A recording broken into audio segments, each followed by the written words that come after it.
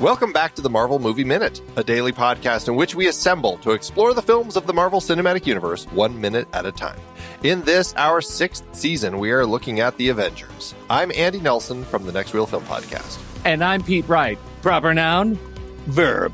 Today we are talking about minute 114, which begins with Thor taking flight and ends with a lightning-induced explosion at the space hole. We are, again, this is another episode in honor of Dr. Arnold T. Blumberg, who was unable to join us. We would love to have chatted with him, but unfortunately, alas, schedules got screwy, and so here we are. So, Arnold, we love you, we miss you, we'll talk with you down the road. For sure. Minute 114, everybody is in action at this point, Pete. Thor or Iron Man has already picked up Hawkeye, giving him a wedgie as he took him to the top of the building, and now Cap is kind of giving everybody actions. This is where he tells Thor to light the bastards up. That's kind of where we left off last time. He takes off. Well, it's turds up, right? He lit the bastards up last we get time. Turds Today up. It's the turd. It's turds up. It's turds up minute. Turds up minute is what where we are. Yeah. And then he gives Natasha the really exciting what they're going to be doing. We're staying on the ground, so we're not going anywhere. Keep the fight here. Okay. Keep the fight. Yep. She could be a little more like snooze-induced. Like, seriously, whatever, dude. No one's going to fly me somewhere fun. Right. I have to stay here. I have to get up there myself. Like, everyone else gets all these great tours around the city, and I don't leave this spot ever. When you put it that way, ugh. What a gross part. Yeah. And then, okay, we have talked a lot about Hulk and his reactions and his cognitive abilities when he hulks out. And this is this point. We had a couple minutes ago, of course, the whole that's my secret, I'm always angry. And he chooses to become the monster and to go and fight. And clearly, as we see here, is listening and thinking.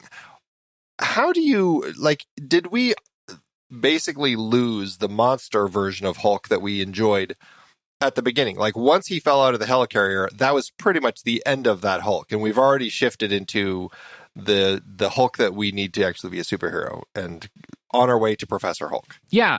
And I think, since we started, I'm going to take ownership of that. Since I started complaining about this, the fact that I like the earlier Hulk, I want to make sure it's clear that we're judging the MCU version of Hulk. I am not a Hulk comic completionist. And you made the point, this is what they did with the comic too. And I'm down with that. Let the comic be the comic. What I'm talking about is this sudden, it feels like in this movie, this sudden shift from maniac Jekyll and Hyde Hulk that is interesting and compelling and complex to, guy whose superpower is turning green, but is still an agent of, good, right? Maybe chaotic good, but good. Not uncertainty, right? And that's the thing that I think you're absolutely right. I think the last minute I'm always angry is the transition point. That's the fulcrum on which Hulk's character rotates about. And here we are. He is now an agent of the Avengers. A sentient agent of the Avengers. And I don't care for this Hulk as much. I still love the way Mark Ruffalo plays him, but I do think you're right. This is now we see him fighting for good. Yeah, and I guess inevitably it was going to have to come to this. I think it was. Yeah, it's just the nature of it. And I am curious, if they do try to figure out a point down the road where they're going to do Planet Hulk or something else. There's obviously a lot of talk about bringing Red Hulk in. Where are they going to go with this character and his kind of whole line and his arc? And how is he going to be integrated? And it would be interesting to see what they do. But I guess at this point, we just have to kind of shift into this Hulk. And, the Natasha bashing scary Hulk that we had was really just, a scene. And that's really all we get. A beat. Yeah. Yeah, it was a scene. Yeah. Ah, well. Yeah, we're dancing around the risks of Hulk. But the minute itself, like once you get past our intellectual challenges with who this Hulk is, it's a really good minute in terms of Hulk smashing. Yeah, absolutely. Absolutely. Yeah. We're still right at the two buildings right across from Grand Central Terminal at the viaduct where, again, Natasha never leaves. Just kind of going into exploring this, I was kind of watching what Hulk does. And, again, I never having gone to New York City, I just saw buildings and smashing and, fighting and all this sort of stuff over the course of this whole battle. As I've been watching this and trying to figure out what's going on, I'm getting a better handle on everything. And what I think is funny about what Hulk does here is, we're at these two buildings here. He jumps up the side of one, and it's the one where Hawkeye is on the top of this building at this point. So Hulk jumps up, he grabs a Chitauri here, and then he leaps across to the other building with the Chitauri in hand, smashes him into the other building. There's another Chitauri next to him. He takes that one out, and then he takes the Chitauri that he's still holding from that other building. He swings it around and hits this other Chitauri with that Chitauri. And then he tosses him kind of a casual / aggressive behind him. Then he takes this second Chitauri, smashes him again. And it's an interesting building right here. This is 125 Park Avenue. It's got, I don't know how you would describe it, but it's almost like the building, it goes up a certain number of floors, and then there's like a pocket within the building where it continues on the outside edges, but like the inside edge kind of goes in, and there's I don't know if it's like a courtyard sort of thing there on like the 10th floor or something like that. Like a mid-level courtyard terrace. Exactly. And so I always thought he was jumping to a different building again, but he's actually just jumping across to the other arm of this building where he tosses this Chitauri in through a window, and then he jumps off. But there's a lot of fun stuff here, but also I was just laughing at the whole thing because, I mean, the Chitauri, sure, they're scaling down the building, but I can't imagine that they're making handholds, footholds wherever you go. And just the idea of figuring out how to repair all of these holes in these buildings where Hulk is around, it just seems like he is just the most destructive person here. How does this is going to be an unfair question, but how do you think the animation of Hulk in full smash mode has evolved to your eye, given the Hulk movies we've seen and what we see in Hulk to come, for example, in She-Hulk, right? This version of Ruffalo Hulk.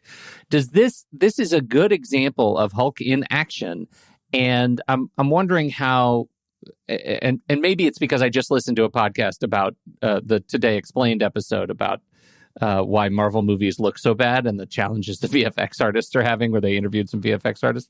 I'm wondering how this sort of time-stamped in history, 10 years ago, hits you for Hulk and his feeling of presence and weight in the universe. I mean, I think it works. I guess I'm trying to remember much in the way of smashing that we get in a cityscape after this.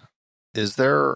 I guess there's obviously some stuff going on in Africa when the whole team is there, and Iron Man has to get the Hulkbuster suit out. There's some. That's a great cityscape example. Right? Yeah, I can't remember the CG well enough in any of the other projects to specifically call out how does this CG work? I mean, I think this CG works fine. If anything, I think the actual smash building pieces falling looks better, and it's probably an easier thing to animate anyway than Hulk, who sometimes does look like the CG creature as he's jumping around, Yeah, and it's also challenging because these aliens are so not of this world. Like when you see bricks falling, the bricks to me, like the brickwork and stuff, it feels like there's a physics uncanny valley at work here because it looks really good, and the interaction of creature that looks kind of CG with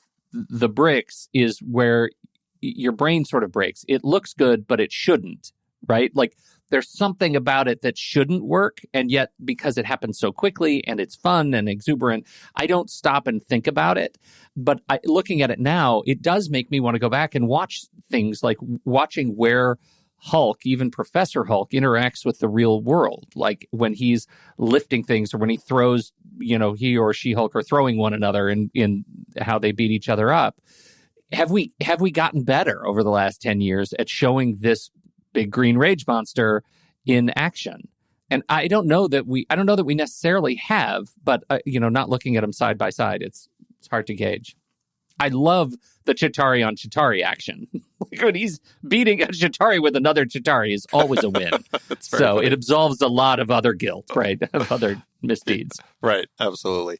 It is pretty funny. Although I think that he goes through so many steps to take out these two particular Chitauri. It seems like he probably, had he had more focus, he probably could have taken on more Chitauri instead of just focusing on these two and like really smashing just these two.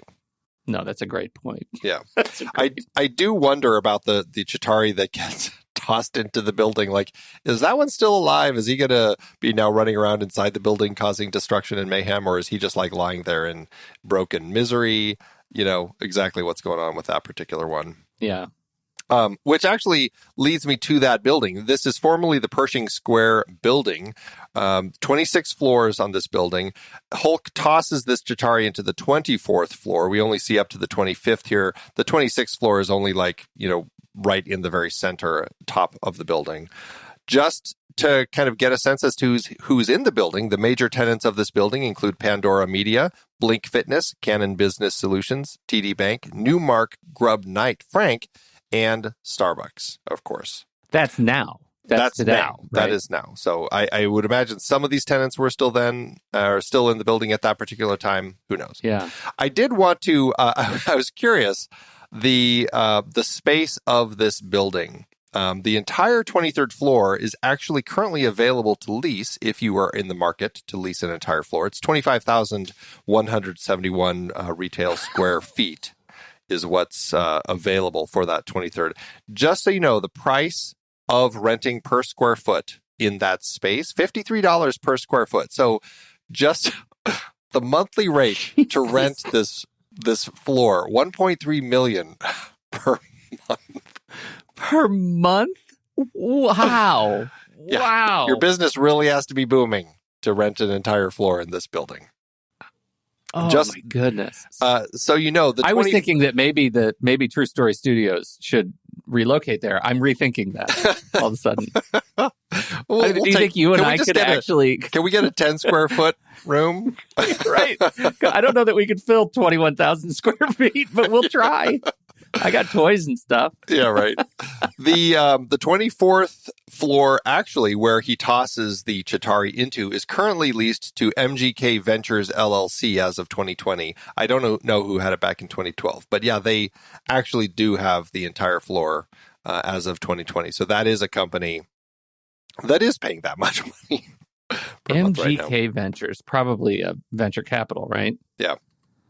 I do think it's interesting when Hulk leaps from here, from this building. I don't exactly know where he's aiming because it seems like if he were thinking, and again, we're kind of getting a sense that Hulk kind of is thinking, but when he jumps off this building, he doesn't I would think that he's aiming for Stark Tower. That seems like, okay, he's up smashing. He knows where the blue beam is. He's going to go for that. But he kind of goes left of that. And I don't know. It's one of those things. It's like, why isn't he just heading for Stark Tower to smash Chitauri from the top? I don't know. But he's leaping off to the left where there's no building. So I'm not exactly sure where Hulk's going. It's kind of a weird leap. His attention is unregulated, right? His attention is on whatever's to smash next. And that is it feels like core Hulk to me. And at this point, maybe that's a good thing. So he takes an order from Captain America and then just smashes everything that he can possibly smash. Whatever's next, he'll smash it. And not thinking about, I need to smash something specific. Maybe that's okay. Maybe we let Hulk off the hook for that. Sure. It is just weird that he's leaping up, like he's trying to get to something high, but he's actually not aiming for anything high. Yeah, it's not the right high thing. Right. He's going to jump that way. Oh, but the high thing's over to my right. I guess I'm just going to fall to the ground. Right. Oh, well. Yep. Shucks.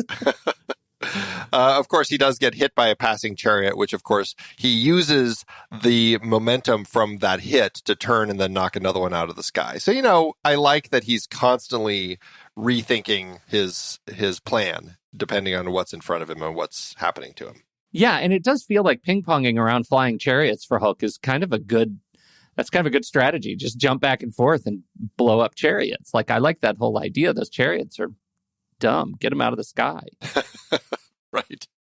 Well, it's definitely, it speaks to the Avengers' ability to, like, hit these chariots as needed. Because certainly, that's, Natasha will finally get to leave the street below when she decides, I'm going to the skies myself, toss me up to that chariot. And again, they aim really well at these incredibly fast flying vehicles that are moving overhead. Yeah. Oh, very good. I'm actually, at that point, I'm sort of surprised that Hulk didn't just pick up Black Widow and throw her at a sled. Right. Exactly. We cut from a roar of Hulk that kind of echoes through the sound. It's a little bit of our sound transition to Thor arriving at the top of the Chrysler building. Now, what's funny about this is he had just left, as we saw, from in front of Grand Central Terminal where everybody is. When we cut to this shot of him, it's kind of a whip pan from him as he's kind of flying past some buildings up to the top of the Chrysler building. He's actually a block over. He's now on Lexington instead of Park because the building that is behind him is the one that's on Lexington. It's just, I think they were trying to find a building or a position where they could more appropriately kind of do a whip pan to him at the top of the Chrysler building. Yeah. But it is one of those things where if you notice it, you realize, like, what was he doing? Like, did he jump up and then come down and, like, have a coffee and then now he's going to go over from Lexington? It's just one of those things. Sort of feel like this is settled science for us, though. Thor always takes a lap. Always takes a lap. Doesn't matter where he's going. He always takes a lap. And that's how he gets to the Chrysler building. He flew up, took a lap, got to the Chrysler building. Right. Well, and this is another opportunity for Tig to use that documentary style shot where the camera whip pans and then kind of settles. It kind of has this wobble as we're settling at the top of the Chrysler building and then kind of crash zoom in on Thor as he lands up there at the top and calls the lightning. What do you think of the way he uses the lightning here? I don't know. It's fine. The problem is the two shots that we get of him with the lightning. There's a shot that from, I guess, lightning POV looking down at him at a close-up. And that shot doesn't look like it's in world. And then it turns around to hammer in hand shot calling the lightning and using hammer to call lightning. And that shot doesn't look in the world. So here, right, he lands on the Chrysler building. And I actually like the documentary sort of military doc style of whip pan to him landing on the thing. Then we go close up and it just doesn't look like it's in the same movie. And I find that distracting. Once we get to the lightning coursing down the Chrysler building, I think that's pretty cool. Like, I really like that effect. I think the electrical effect looks good, but I'm taken out of it because Thor looks so dumb at close-up in these two shots. There is something to that, and I agree. I'm not exactly sure what it is. Like, it looks more real, even though, like, when we have kind of that low, it still is a long shot where we see him, but he's standing on the top of that little landing there, the Art Deco ledge. It looks like a set, but it still looks good enough for me to buy into. But something about those two close-ups always look a little artificial, like they just needed to throw something in there. Because then, as like my local news weather person on location, like it looks like hyper real telenovela style. Like, how many frames per second can we jam in here? How crisp can we make it? And it is decidedly different from the rest of the scene surrounding it. Yeah, I kind of wish that we had stuck with the shot, right around the 30-second mark in this minute of him standing, or like right when he lands and he's standing there. And then we cut those two extreme, like those close-ups of him out, and then just kind of continue that shot to the one that's about 35 seconds, where it's the boom shot that's kind of coming up over him, tilting up. Yeah. As 100%. The lightning hits him. Like, those shots work well, and then we get the shot below him as we kind of track with the lightning coming down Chrysler Building as all the windows are shattering and everything. Like, those are some great beats throughout all of this. It's just, there's something weirdly artificial about the close-ups where it just ends up feeling like we're on a cheap set. Yeah, that's exactly it. And now that we just watched Ragnarok over the weekend again, and when Hopkins says, "What are you, the god of hammers?"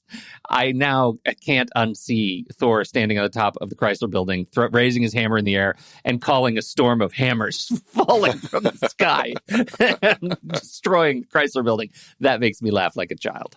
It is pretty funny.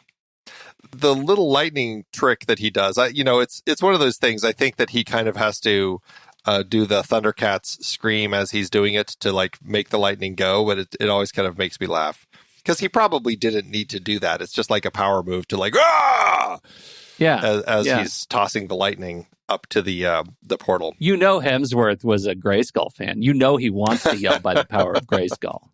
I think he wants to say Thundercats ho. Thundercats ho. Okay. I'm totally in the Thundercats realm with him. I think he's there more than was it Adam, Prince Adam? Yeah. Is that's who I think you're right. He-Man is, right? Yeah. Yeah. As opposed to I'm pretty sure you're right. Yeah. And now I'm trying to remember the Thundercats character's name. Oh. It was hold on. I'm looking. The Thundercats. Lion-O. Oh my God. Like the hot kiss at the end of a wet fist, it comes back to me, Andy. You say that word and I'm 10 years old. Less. 8. Thundercats ho, baby. Thundercats ho. Yeah. Thundercats ho, baby. I met my wife. Does she play, what was it, She-Ra or something like that? She-Ra? I don't remember now.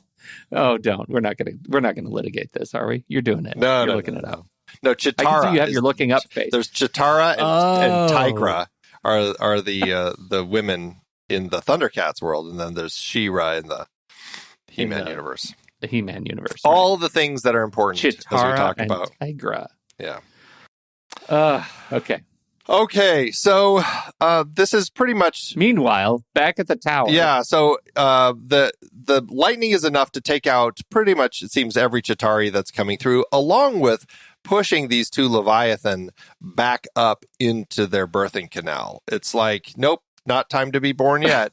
Back up in the birthing canal. We have to back up one more second, though. Oh. At about 45, 46, we go back to that close-up, but now it's covered in lightning, and it goes from the extreme close-up to the medium close-up. Yeah. Still covered in lightning when he does his hoe. Yep. Right on his Thundercats hoe. And I feel like we need to talk about that compared to the other two, because it's essentially the same sort of shots. I actually don't mind these as much, even though the extreme close-up always looks weird. As soon as you cover him with lightning, it actually looks okay. It's because you're just not seeing how silly the shot looks otherwise. There's so much blue lightning blasting on the screen. Yeah, right. Hide it. Hide the stupidity behind lightning. Yeah. And once again, these two Leviathan are just like, I only wanted to find a new friend. And and now they're left in space, just kind of like burning to pieces. It's sad. But there is a sad story of the Leviathan. I think the Avett Brothers have a song that actually follows that. Look, is it them or Fleet Foxes? Right. I think that the bigger question though is once like the things explode, there is an actual visceral explosion in the one-sided space hole. Right. Yeah. Right. And where is the goo? Where are the pieces of armament? Something is on this side of the space hole. Or is it our contention that all of the goo and space armament of the Leviathan are now floating in space around the space side of the space hole? So now, as the Chitauri continue flying through, they should all be wiping goo off of themselves. This is what I'm saying. Yeah. Although, that's interesting. Although, because on their side, it's in space. Now, again, we're not going to start on the logic of, things that breathe flying through space who don't actually need to breathe while they're in space, but that's beside the point. So sure we are. Regardless, anyway, in space, any of the goo from these Leviathan that explode would basically instantly freeze. So it's all chunks. So as they kind of they're pushing through chunks of frozen Leviathan goo is what's happening. Yeah. So they're not going to be covered in goo unless it comes through with them, and then they fly through it when it thaws. What should really be happening is chunks of goo should be falling from the hole. Yes. But it does make you wonder how quickly does frozen Leviathan goo thaw? Is it instant? Is it going to take a few hours for that stuff to thaw out? No, I think it thaws like other stuff thaws. Like if you take, so it's instantly freezing, and then it's because of basically space. Falling giant rocks from the sky. That's what I stand by that. So basically, Eric should be getting pelted by giant chunks of frozen Leviathan goo. Mm-hmm. I think there is a very real case to be made that the giant chunks of Leviathan goo, and don't forget weaponry like armor, right, would fall down and destroy the space beam, blue pew-pew beam in the first place. The entire Stark Tower should be going down. The entire Stark Tower could be gone. Yeah. We have, There you go. This is good litigation. Sorry, for this guys. Particular minute. Yeah. Sorry. We've ripped the movie to shreds. The rest of the minutes are nothing. Oh, my gosh. Well, we end this minute cutting into the helicarrier to a screen of news that Fury is watching. We're not going to talk about that. We'll save that for tomorrow's minute, which we're talking with Ewan Graff. He's returning from the Quiet on Set podcast to talk with us. Should be great. So let's wrap it up today, Pete. Thanks as always. Tomorrow, Andy, like the sands of the hourglass, so the space goo falls. Until next time, true believers.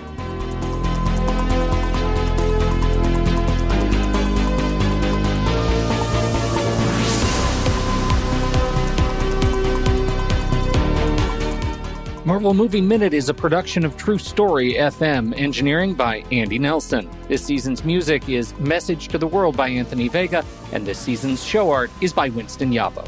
Find the show at truestory.fm.